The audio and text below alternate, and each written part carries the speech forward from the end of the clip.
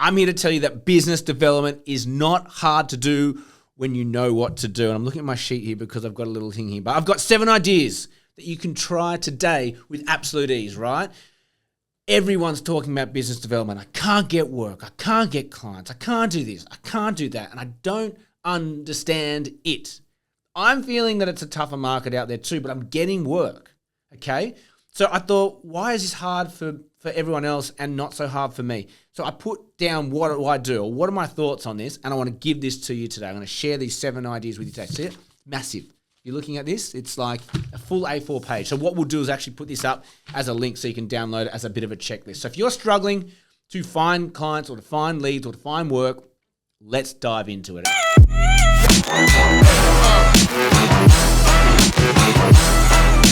Okay, so this all starts with 1. And what I mean by that is that if you have made a placement as a recruiter, this list will be useful to you.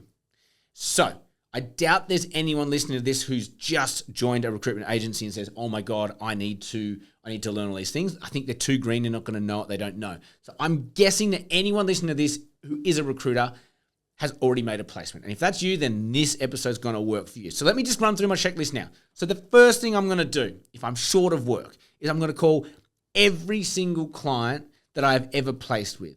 And I'm going to tell them that I'm just giving you a call because I really enjoyed working with you in the last brief. I just want to know if there's anything that's coming up that I can assist you with or that you need my assistance with. Okay? I never tell them I'm short on work. I always tell them I'm busy, but I'm planning for the next month or the next quarter. And I want to know, do I need to park some time aside for anything that's coming up for you guys? You'll either get a hell yes, I need you right now, or a nothing here, but we are starting to think we might need X, Y, Z. So that's why you frame it that way, because I want to know not just about now. I want to know big picture, okay? Particularly coming into Easter, particularly with an election cycle happening in Australia, particularly with Trump. People, they know what they want, but they're putting it off for another month. I can sense it, okay? And that's probably what you're sensing too. So that's the first one. Just call every single client you've ever done a deal with and talk to them. Easy. 2, do the same with your candidates. Call every single candidate you've placed. Okay, ever. If you've got that list, or if it's just rack your brain, who have you placed, every candidate, and touch base with them. I know this is 101, but people don't do this shit. Okay, so that's number 2. And I've got a whole sub list here. So let's ask them how their role's going. Get some intel on the company. You know, let's tell them that you just closed out a ton of work. Tell them you've had a really successful first quarter, but you're planning for the next coming quarter and just want to know if there's anything in his team or her team, anything in outside of their team, anyone in their wider business that might be starting to look for a recruit, because they're going to be huge advocates for you because you help them get that job. So they're going to feel loyalty to you and they're going to want to, and there's a bit of a willingness there to help. Okay. So just call your candidates there. Okay. Ask them if they've heard of any good roles coming up in the wider business. We talked about that one. Ask if, this is a good one. Ask those candidates, have any recruiters reached out to you recently to headhunt you for a role? What were those roles? Any good ones that came up that you can hear of in the market? Ooh, that's a great way to get leads. You know, if you want to go a bit of a softer approach, you can say, hey, look, how's it going? I'd love to offer you some salary advice or performance review advice because you're coming up to your 6 months or your 12 months. How are you feeling about it? Just get that conversation going. And if they're not giving you anything there, it's a bit cold, or nah, I haven't got anything, haven't heard anything. Cool. What's the work horizon look like for you guys? Is the pipeline looking strong? Is it looking weak? Are you optimistic? Are you positive? Oh yeah, no, it's looking really good. When are those jobs going to land, or when does it start? When do you look ahead and go, it's going to start getting really tough? Oh, probably like a few months from now, it's going to get pretty crazy. We might need a bit of help then. So you're just like teasing out of them what's coming up because they've got the eyes in that business, okay? And then the last one is like, is there anyone else? Who else and what else, right? So it's the whole Greg Savage thing. Who else in your team might need my services and what else might they need? Okay, so that's what we're doing. 3, let's review every client in the wider business. Now, if you're recruiting for yourself, this is probably a redundant thing, but if you're working for another agency or you've got a team that works below you, let's open up to all of the clients across the entire business. Let's work out who's transacted with who in the last 12 months. Maybe just go to the accounts department and say, can I just get a list of all the invoices? I want to go through every transaction we've done for the last 12 months. I want to go through their websites and I want to see if they've got any needs that are more aligned with what I do. So let's just say you're an accounts recruiter and your wider business does like engineering, or they might do IT, or they might do healthcare, or whatever that might be. Let's work out who you're transacting with. Let's go and look on their websites if they've got any accounts roles that will be aligned with what your desk looks like. Then we go to that recruiter and say, hey, see these 3 or 4 needs. How do I get in there? How can you activate me into that client? Okay, so that's the third one. Review all the clients of your wider business, and let's see if there's any roles that align with what your desk wants to deliver. Number 4, if you're in a business that's outside of just yourself and you've got other people there, ask your colleagues, have you got overflow roles that I can do a split on with you? Any roles I can help you with? Have you got any clients that need accounts, people? Can you start asking for me, please? It's simple stuff like this, activating the network and the colleagues around you. And that's kind of 5 as well. So 4 was ask your colleagues if they've got any overflow roles for you. Number 5 is activate your colleagues to ask their clients whether they have any needs that are aligned with what you recruit for. So activating your colleagues' clients and their client base and their good networks to help you win work. That's one way. That's the 5th way. The 6th thing we can do, and not necessarily in this order, okay? I'm just giving you ideas. The 6th thing you can do is take your best candidate right now and canvas to every single one of your clients. Blind canvas. Hi, I've just interviewed an 8-year XYZ person, okay? They live in Sydney. They're on this sort of money. They've just finished a giant project, and they were hugely successful in this, and they've come to me and they're looking for a new role. Have you got any needs for somebody like this right now? It's just a conversation starter. If it's a hell yes, and they want the CV, win. Send it over, get the interviews, make a placement, blah, easy. If it's a no, it's still a conversation starter. Oh, okay, did I miss the mark there? What are you guys looking for at the moment? We're not looking for anything. And you know what to do from there. So that's the number 6. Now, I've got some don'ts for this, right? I've seen people go, I've canvassed Brett. I've canvassed a good candidate and I didn't get anything. The market's dead.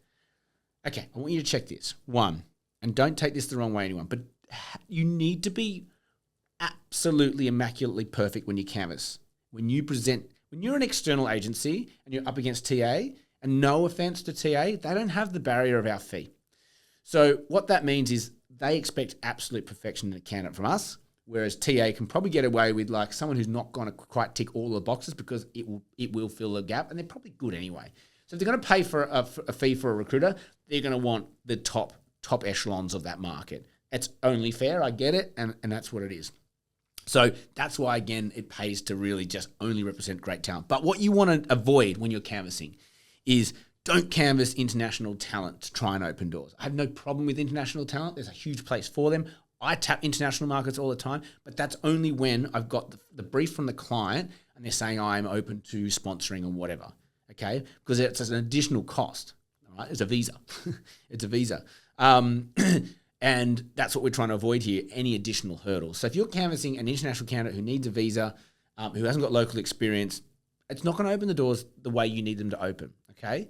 The other thing I don't want you to do is canvass average CVs from average companies. So if you're canvassing a top-tier firm and you're canvassing somebody from a boutique, there's nothing wrong. Places for everything, but they're going to want to see a CV from their competitors.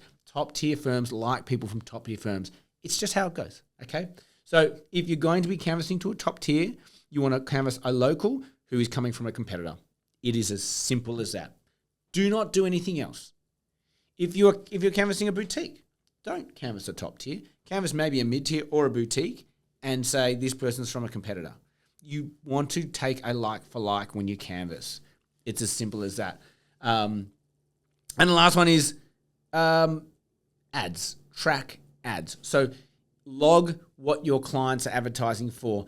When a client advertises, they get swarmed by recruiters. I know this, okay?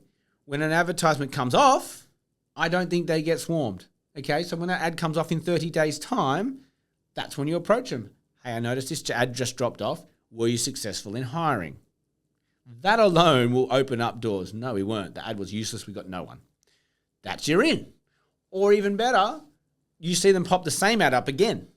Okay, that clearly didn't work. What I want you to do when that happens is approach them with a critical mind and some advice. Call them and say, I've noticed you've just popped up the ad again. Oh, we don't need recruiters. No, that's okay.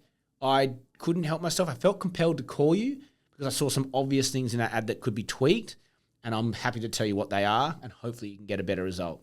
That's a great door opener, and I've heard of this working with people so many times over, because what that turns into is they're not trying to do the recruiting or take a fee. They actually want to help, and you help them, and you might not get the fee there, but that's a great way for that client to go, you know what, that recruiter was so good, they clearly know what they're talking about, they clearly know how to attract.